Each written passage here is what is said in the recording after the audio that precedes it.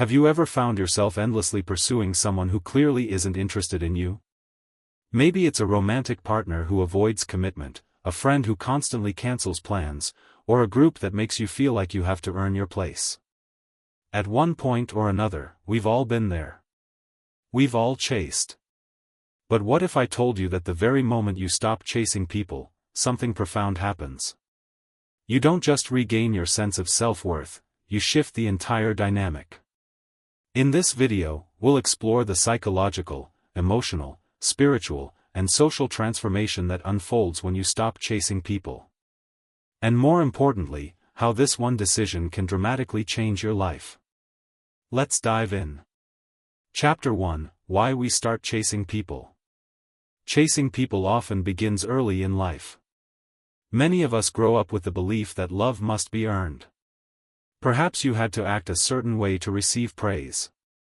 Maybe you learned to put others first, even when it hurt. These experiences shape our emotional blueprint. We internalize thoughts like, if I try harder, they'll love me. If I wait long enough, they'll see my worth. If I change, maybe they'll stay. The truth is, constantly chasing people drains your energy.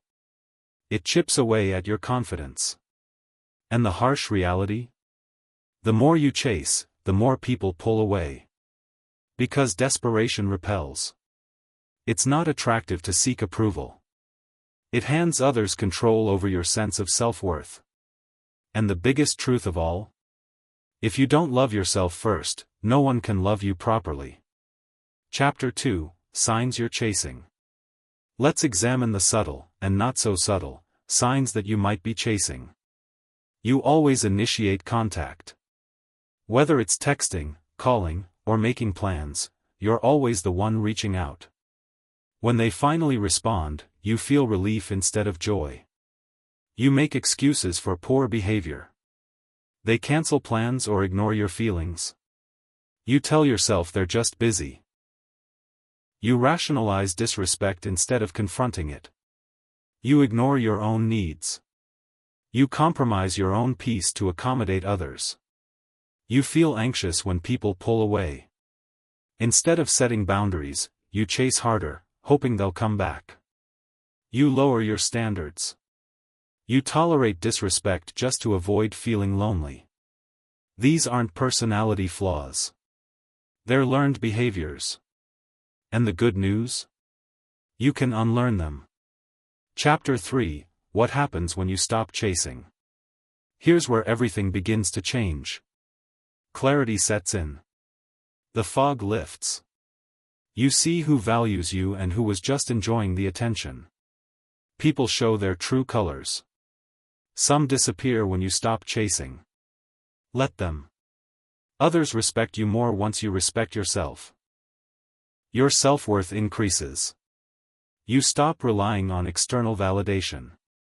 You recognize that your value comes from within.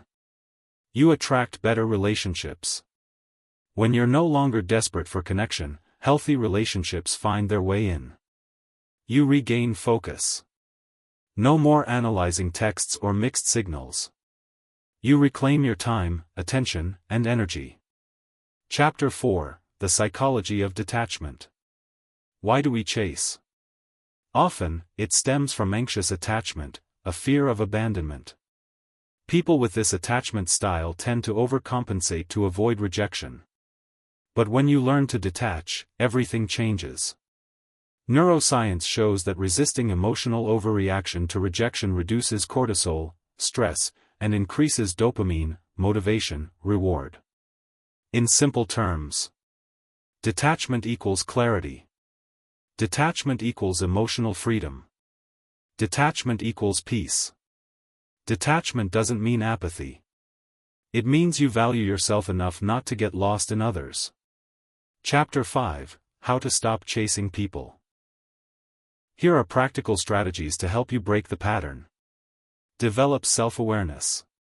Write down relationships where you felt like you were chasing.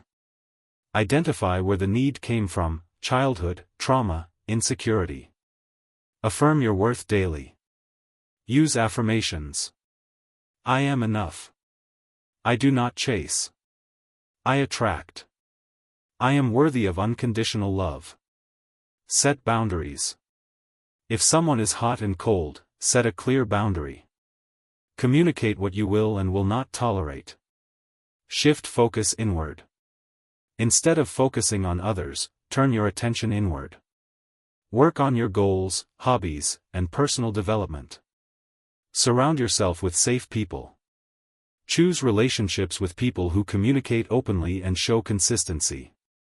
Practice delayed responses. Don't instantly reply to messages. Pause. Give space. Let others wonder about you for once. Stop romanticizing potential. See people for who they are now, not who they might become. Fantasy often leads us to chase illusions.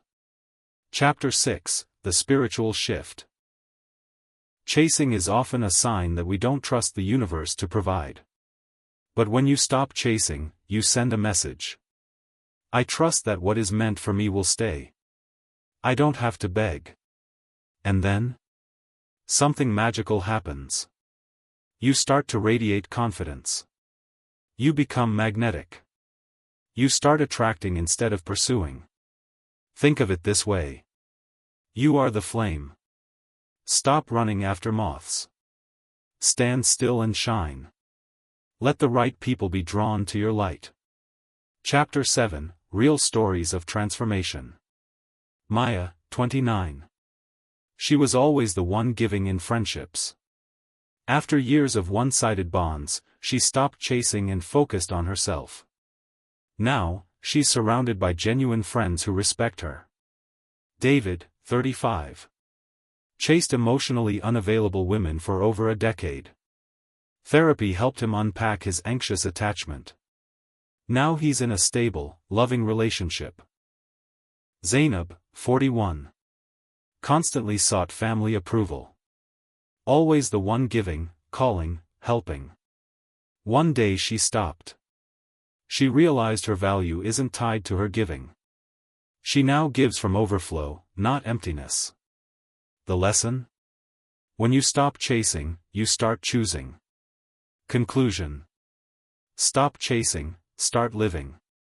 Here's the truth. Stop chasing people. Chase peace. Chase growth. Chase purpose. And when you do, the right people will meet you there. Not because you begged for them to stay, but because your energy demanded to be matched. You don't have to chase to prove your worth. You already are worthy. You just have to believe it. So next time you feel the urge to chase, pause. Take a breath. Ask yourself, is this love or is this fear? Because when you move from self-love, chasing becomes unnecessary. If this message resonated with you, share it with someone who needs to hear it. And always remember, you are not here to beg for love. You are here to become it.